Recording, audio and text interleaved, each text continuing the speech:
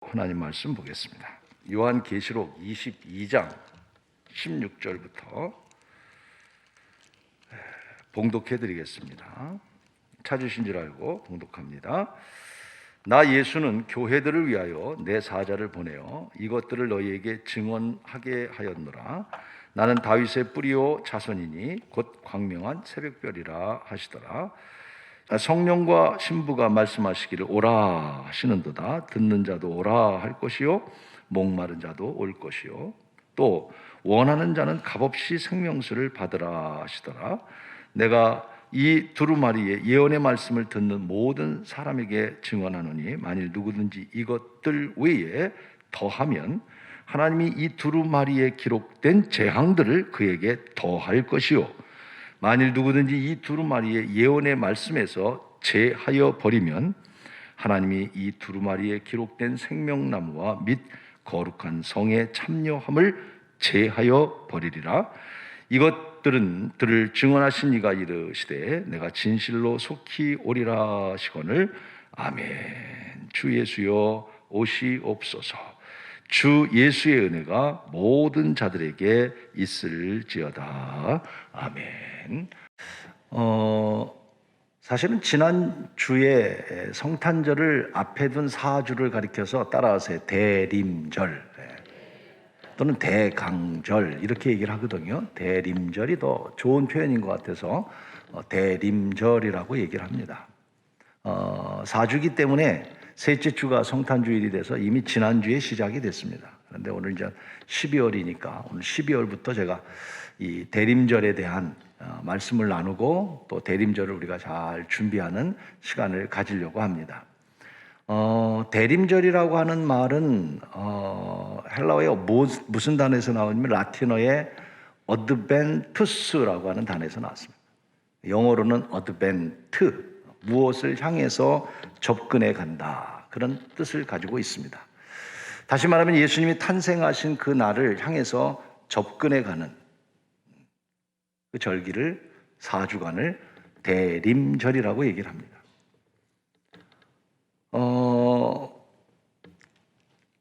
이 대림절 기간은, 성탄을 맞이하는 주간은 일반적으로 우리가 2000년 전에 오신 아기 예수님을 탄생을 축하하고 그날을 기다리는 날이죠. 그러나 그보다 더 깊은 의미가 저는 있다고 생각합니다. 조금만 더 생각해 보면 2000년 전에 오신 예수님을 맞이하기 위해서 준비하는 기간이라고도 볼 수 있지만 조금만 더 생각하면 오늘 우리가 더 깊이 생각할 수 있는 게 하나 있습니다. 그것은 뭐냐면 다시 오실 주님을 기다리는 절기라고 생각합니다. 다시 오실 주님. 이 땅에 오신 예수님 그 은혜도 감사하지만 이제 다시 오시마 약속하신 다시 오실 예수님을 기다리는 절기가 대림절이라고 하는 말씀입니다. 그래서 오늘 저는 성경의 요한계시록 22장 말씀 가운데 사도 요한이 반모섬에 가서 마지막 신앙 고백하는 그 고백의 말씀을 선택을 했습니다. 여러분, 이 두꺼운 성경책에 태초에 하나님이 말씀이 계시니라로 시작된 창세기의 역사가 66권의 말씀 가운데 마지막 요한계시록, 그것도 제일 끝장, 끝절, 마지막 20절에 사도 요한의 고백이 무엇으로 끝을 맺고 있습니까? 아멘. 주 예수여 오시옵소서. 재림을 기다리는 마지막 간곡한 고백으로 오늘 성경이 끝을 맺고 있습니다. 저는 이 모습 속에서 우리는 이 대림절을 맞이해서 또 성탄을 맞이하는 4주간의 대림절을 맞이하면서 이 땅에 오신 주님의 탄생을 우리가 기뻐하고 감사해야 되겠지만 그 감사를 넘어 다시 오실 주님을 기다리는 기다림의 귀한 마음으로 무장하고 주님을 향한 기다림 속에 오늘도 주님이 여러분의 가정을 찾아가고 그 기다림 속에 주님을 만나고 그 기다림 속에 다시 한번 재림의 신앙으로 더 무장할 수 있는 그런 은혜의 절기가 되기를 간절히 축원하는 것입니다. 기다린다고 하는 것 참 아름다운 것입니다. 여러분, 가곡 가운데 기다리는 마음이라는 가곡이 있죠. 김민부 작사, 장일남 작곡인데, 이 장일남이라는 분은 황해도 해주 출신입니다. 해주 출신인 이분이 1950년도에 이 곡을 썼는데, 그때 6.25 전쟁이 일어나면서 연평도에 피난을 와서 전쟁으로 인해서 사람들이 다 흩어져 있을 때 두 연인의 기다림을 표현한 노래가 기다림의 마음이라는 노래입니다. 그래서 일출봉에 해 뜨거든, 월춘봉에 달 뜨거든, 날 불러주오. 이 노래는 월출봉에서 일출봉에 두고 온 여인을 생각하면서 여인을 기다리는 그 마음, 또 일출봉에서 떠난 그 남자가 다시 돌아오기를 기다리면서 기다리다 망부석이 되었다고 하는 그 그리움을 표현한 노래가 가곡의 기다리는 마음이에요. 제가요, 고등학교 때 2학년 때 실기시험에서 이 노래를 불러서 98점 최고의 점수를 받은 사람. 참, 저는 이 노래를 좋아하는데요, 가사뿐만 아니라 참 쉽고 의미가 있어요. 98점의 실력을 한번 불러보겠습니다. 일출봉에 해 뜨거든 날 불러주오. 월출봉에 달 뜨거든 날 불러주오.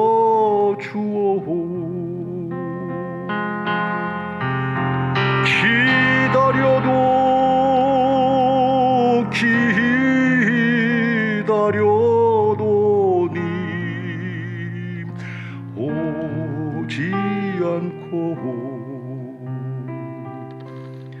발레 소리 물레 소리에 눈물 흘렸네.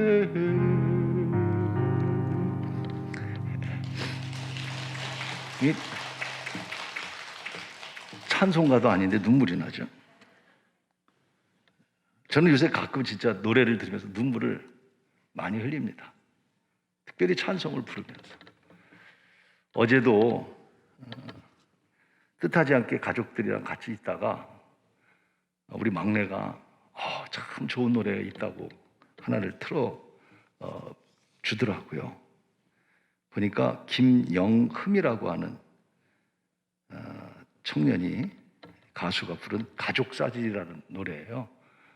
저 청년이 참 과거가 어둡더라고요. 아버지 일찍 여의고 엄마 혼자 같이 살면서 그 노래를 부르는데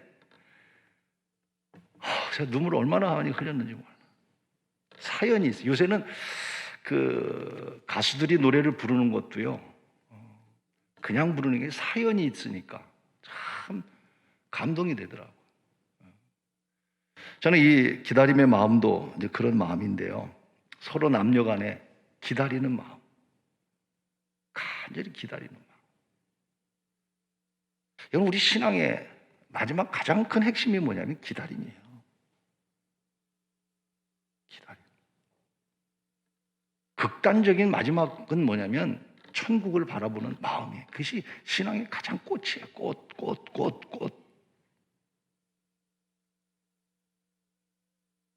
우리가 주님을 기다리고 계신가요?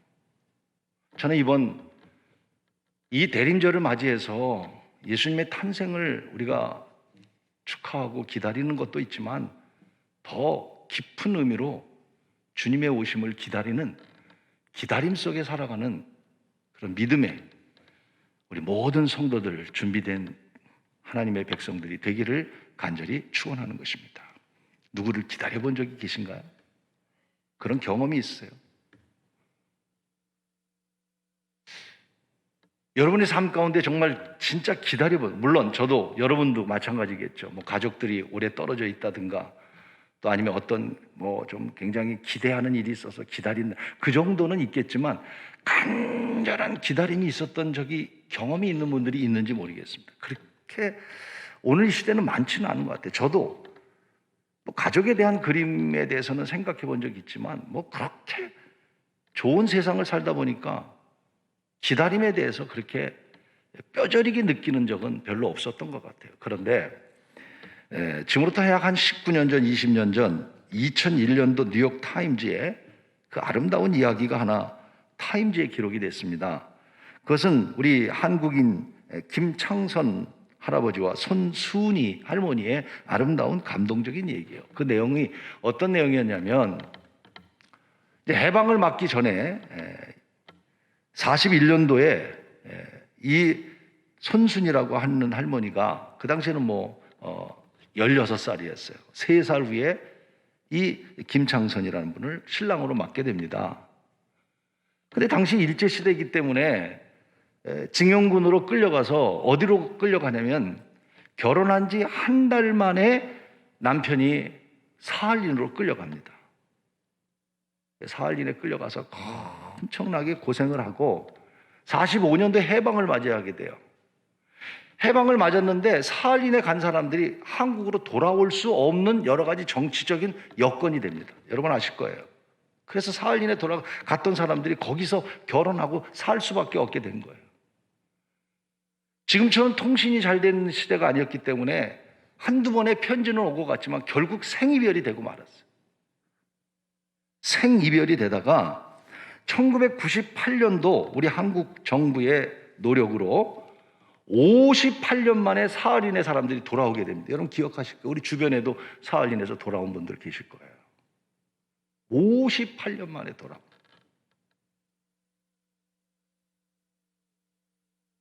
58년 만에 돌아올 때에 김창선 할아버지는 나이가 79세, 그리고 할머니 손순이 할머니는 76세. 이제 늙을 대로 다 늙었습니다. 그렇지만 돌아온 이 할아버지가 사랑하는 아내를 찾습니다. 살아있을까? 네. 어렵게 사회의 도움을 받아서 두 사람이 58년 만에 만난 러브스토리의 이야기. 그래서 다시 가정을 이루고 살아가는 이야기가 뉴욕타임즈에 실렸어요. 그때에 이 손순이 할머니가 그런 얘기를 합니다. 지금 시대에는 상상하지 못할 이야기일지도 모르겠어요. 그는 인터뷰를 하면서 당연한 일입니다. 58년을 기다렸으니까 당연한 일입니다. 내 생각 속에는 언제나 항상 남편을 동경했고 그리워했으며 그분이 내 곁에 있다고 생각하며 살아왔습니다. 그를 사랑했기 때문이죠. 여자에겐 한 남편만 있을 뿐입니다. 여러분 58년을 이 손순이 할머니는 순수하게 자기 남편을 기다리고 있었던 사람입니다. 기다렸기 때문에 아름다운 이야기가 된 것이고, 기다렸기 때문에 감격이 있게 된 것이고, 기다렸기 때문에 행복이 있었던 것이고, 기다렸기 때문에 많은 사람들이 감동을 받게 되는 거예요. 우리는 얼마나 주님을 기다리고 있습니까? 또 성탄을 맞이하면서 우리가 어떻게 성탄을 기다리고 계십니까? 사람은요, 기다림의 한계가 있습니다. 이런 아름다운 이야기도 있지만 청년 사역을 하는 어떤 사역자가 청년들에게 물었답니다. 자, 연애하는 연인 사이에 너는 몇 분 정도 상대를 기다릴 수 있느냐? 그랬더니 청년들이 10분, 20분, 아주 길게는 30분. 자존심 상하죠. 내가 뭘 기다리겠습니까? 등등 많은 대답 청년들이 나왔다는. 그럴 때 한 젊은 청년 남자아이가 아주 강하게 얘기를 하더랍니다. 나는요, 성격이 급해서요, 기다리지 못합니다. 그러더라는 거죠. 이야, 대단한 남자구나. 저는 못 기다립니다. 그런데 하는 얘기가, 그런데 목사님, 이쁜 여자면 제가 기다릴 수 있습니다. 이쁜 여자고 내가 그 여자와 결혼한다면 저는요, 1시간이 아니라 저는요, 어쩌면 하루라도 기다릴 거고요, 올 때까지 기다릴 겁니다. 그러더라는 거예요. 그렇죠, 여러분. 정말 내가 사랑한다면 안 기다리겠어요? 이 시간 우리는 하나님의 은혜를 받았고 우리 하나님 사랑한다고 말하잖아요. 그런데 오늘 우리는 얼마나 주님을 향해서 기다림을 갖고 살아가십니까? 오늘 우리가 얼만큼 예배를 기다리면서 이 자리에, 예배의 자리로 오셨습니까? 솔직히 여기 앉아 계신 연세 많은 할아버지 한 분이 계세요. 아까 저를 만났는데 쓰러지려고 하시더라고요. 제가 얼른 잡아드렸어요. 자꾸 제가 이렇게 얘기했어요. 할아버지, 다음 주부터 교회 오지 마세요. 교회 오지 마세요. 그냥 집안에서 제가 영상 트는 방법 가르쳐 드릴 테니까 보세요. 몸을 시청거리면서도 연세가 있음에도 불구하고 예배의 자리에 오려고 하는 그 마음, 무슨 마음일까요? 우리가 성탄의 대림절을 맞이합니다마는, 주님을 사랑한다고 말하지만은 다시 오늘 우리가 그 사랑을 가지고 다시 오실 주님을 잘 준비하고 기다려서 그 주님 만날 수 있는 귀한 성탄의 대림절이 되기를 간절히 축원하는 것입니다. 성경에 보면 누가복음 2장에 대표적인 두 사람이 나와요. 한 사람이 누구냐면 시몬이라는 사람이고, 한 사람은 여선지자 안나라고 하는 사람이에요. 이 시몬이라는 사람을 보니까 아주 성경에 의롭고 경건한 사람이라고 그랬어요. 그런데 성령께서 시몬에게 말씀합니다. 시몬아, 네가 죽기 전에 꼭 메시아가 올 것이다. 성령이 이렇게 말씀하세요. 그래서 시몬은 그 성령의 음성을 듣고 내가 죽기 전에 메시아가 온다는 이야기를 듣고 그 순간부터 성전을 떠나지 못했습니다. 하나님을 향한 간절한, 메시아를 향한 간절한 마음이 있었어요. 왜? 성령이 말씀하시니까. 그리고 기다렸더니 어느 날 마리아와 요셉이 어린아이를 데리고 성전에 들어올 때 시므온은 그 어린아이를 보고 메시아가 오심을 찬양하는 글이 누가복음 2장에 있어요. 또 한 사람이 바로 여선지자 안나예요. 안나. 결혼한 지 7년 만에 남편이 죽었어요. 남편이 죽고 84세까지 성전을 떠나지 아니하고 금식하며 간절한 마음을 가지고 있을 때 누가복음 3장 27절 말씀, 성경에 혹시 뜨나요? 누가복음 3장 27절에 이 안나에 대한 이야기를 합니다. 보십시오. 과부가 되고 84세가 되었더라. 이 사람이 성전을 떠나지 아니하고 주야로 금식하며 기도함으로 섬겼더니, 여러분, 마리아와 요셉이 아기 예수를 데리고 들어올 때 이 안나가 메시아를 만나는 기쁨과 감격 속에 찬양을 드리는 노래가 담겨져 있습니다. 사랑하는 여러분, 기다리는 자에게 찾아오는 하나님의 기쁨과 감격인 줄로 믿습니다.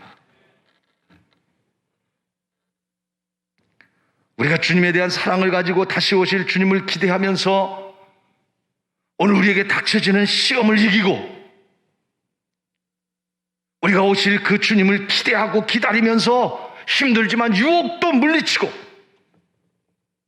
힘들고 어려운 고난도 좀 견디고 믿음도 지키고 기도도 하면서 다시 오실 주님을 기다려야 되지 않겠습니까?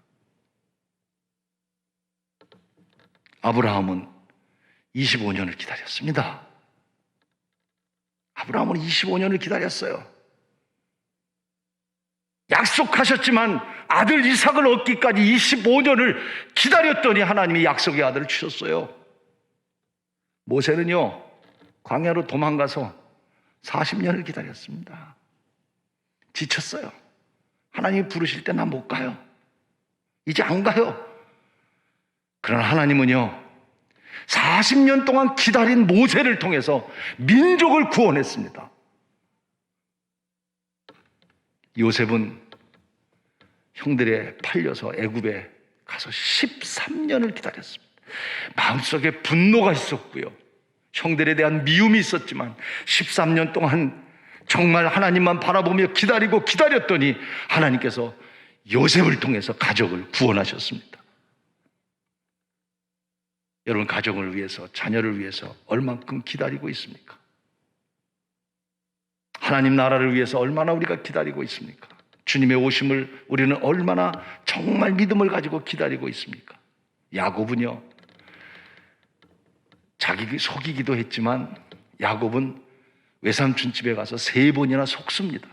속이니까 속는 거예요. 그 속임 속에 21년을 속임을 당하고 기다렸더니 그래도 하나님께서, 여러분, 야곱을 다시 고향으로 돌아갈 수 있게 하셨고, 돌아갈 때의 야곱의 제사를 보니까 하나님께서 풍성하게 하셨어요. 오늘도 우리 사랑하는 성도 여러분, 힘들고 어렵지만 믿음으로 기다리는 신앙을 가지고 인내로, 믿음으로 어려움을 이겨가고, 시련을 이겨가고, 고난을 이겨가고, 핍박을 이겨가고, 믿음을 지켜가는 우리 온 성도들이 되기를 간절히 축원하는 것입니다. 이런 말이 있어요. 끝까지 기다리면서 자기 스스로 깨어나면 생명력 있는 병아리가 되지만, 기다리지 못하고 누군가가 나를 깨트려 버리면 프라이팬에 프라이가 된다는 말이 있어요. 여러분, 한 생명이 나오기까지는 자기가 기다려야 되는 거예요. 어미닭이 품고, 그래서 내 스스로 깨어나면 생명력이 있는 거지만, 누군가가 깨트려서 프라이팬에다 놓으면 맛있는 프라이가 될지는 모르지만 생명력이 없는 거란 말이에요. 오늘 우리들이 고난과 시련과 위기와 많은 어려움 속에서도 기다리면서 믿음을 지킨다면 예수 그리스도의 생명력으로 능히 여러분 주님을 맞이하는 거룩한 종들이 될 줄로 믿습니다. 저는 오늘 이 말씀 속에서 우리가 기다림 속에 3가지 여러분 꼭 기억하셨으면 좋겠어요. 첫째가 뭐냐면 따라하십시오. 더하지도 말고 빼지도 마라. 다시 한번, 더하지도 말고 빼지도 말아라. 여러분, 주님을 기다리는 사람은요, 하나님의 말씀에 기록한 것 가운데 더하지도 말고 빼지도 마세요. 여러분 마음대로 빼지 마세요. 하나님이 이렇게 말씀하셨는데 여러분 적당하게 빼지 마세요. 하나님이 이렇게 말씀하셨는데 적당히 더하지 마세요. 그게 뭐예요? 거짓이잖아요. 이단이잖아요. 이단들은 더합니다. 뺍니다. 오늘 우리 신앙생활 하면서도 너무 내 주의로 신앙생활을 합니다. 그래서 나에게 적절하지 않으면 빼버립니다. 그 말씀 안 봅니다. 안 지킵니다. 또 내 마음대로 더해버립니다. 그게 거짓이죠. 그러지 말아요. 첫째 조심하라는 거예요. 주님의 재림을 기다리는 사람들은 정말 조심해야 되는 겁니다.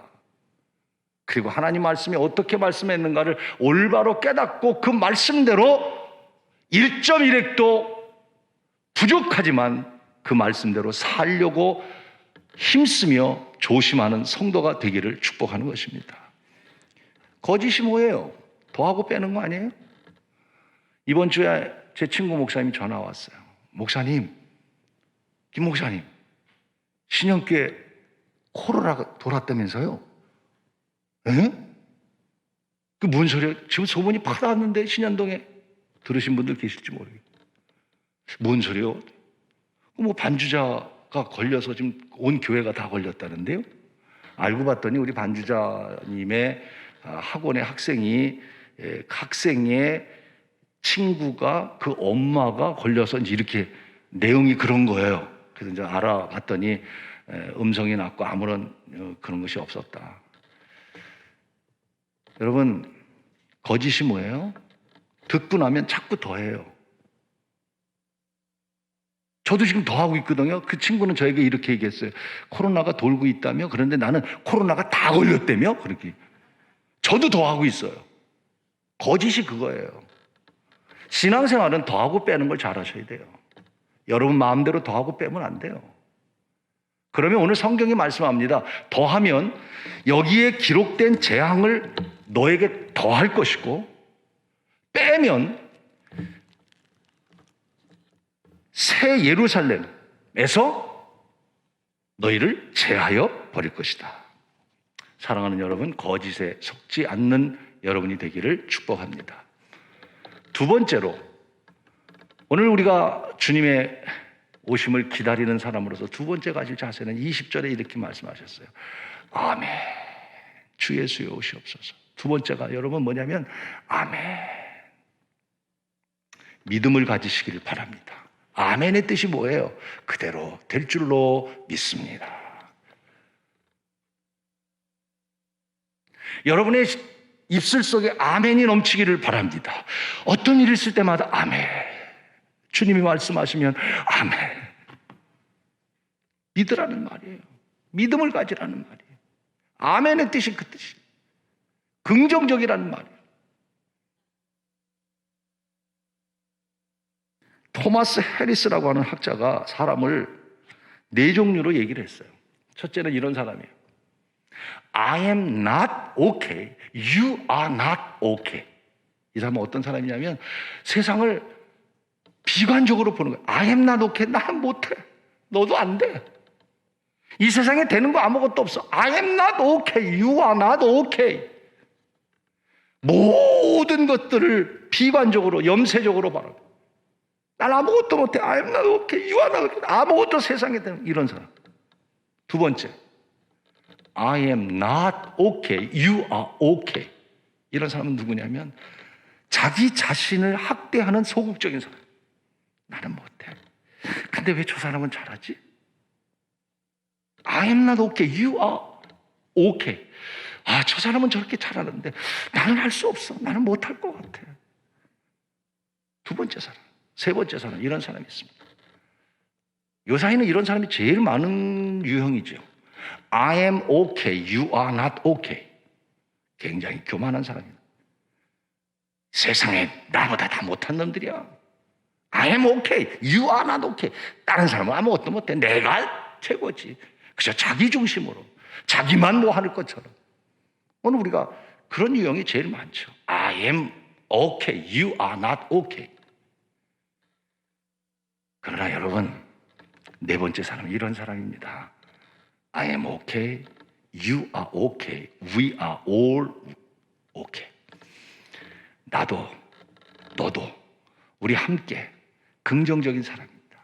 그것이 바로 아멘의 신앙을 가진 사람들입니다. 오늘 우리 신앙인들은요, 이런 마음을 가져야 됩니다. 아멘.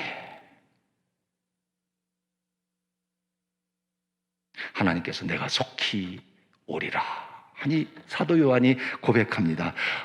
아멘. 주 예수여 오시옵소서. 주님의 말씀을 그대로 믿고 따르려고 하는 믿음의 자세예요. 이것이 바로 주님을 기다리는 두 번째 사람이에요. 마지막 세 번째는 아멘. 주 예수여 속히 오시옵소서. 주님의 오심을 간절히 사모하는 자가 되기를 축복합니다. 여러분, 아멘. 주 예수여 오시옵소서. 오시옵소서. 이 말의 뜻이 뭡니까? 하나님, 난 이 세상이 너무 싫어요. 난 이 세상이 너무 불공평해요. 너무 힘들어요. 그래서 이 세상 간두고 주님 오시옵소서. 그런 뜻인가요? 아닙니다. 그런 뜻이 아닙니다. 나는 이 세상에 살 수밖에 없고 이 세상 속에 살아가고 있지만, 그러나 이 세상보다 더 중요한 게 있습니다. 아멘. 주 예수여, 나는 주님이 오시는 것이 내 삶의 가장 소중한 일입니다. 오늘 저와 여러분은 이런 마음을 가지고 살아가야 하는 것입니다. 세상이 힘들다고 비관하고 그냥 나는 오직 주님만 바라본다고 하는, 주님만 오시기를 기다리는 그런 마음이 아닙니다. 이 세상에 살아갈 수밖에 없는 존재고, 이 세상 속에서 함께 코로나도 걸리고 함께 어렵고 함께 고통이 있지만 그 고통 가운데 살아가면서도 주님, 나의 소원은 아멘. 주 예수여 오시옵소서. 바로 이것이 기다림입니다. 주님이 여러분 오시면 지극히 높은 곳에서는 하나님께 영광이고 이 땅에는 평화가 있습니다. 주님이 여러분 마음의 기다림 속에 그 주님을 영접하신다면 분명히 여러분 마음속에 평화가 있을 것입니다. 세상이 혼동 속에 있지만, 이 나라가 혼동 속에 있지만 이번 성탄에 우리 기다리는 마음으로 주님을 맞이하시는 귀한 성탄이 되기를 바랍니다.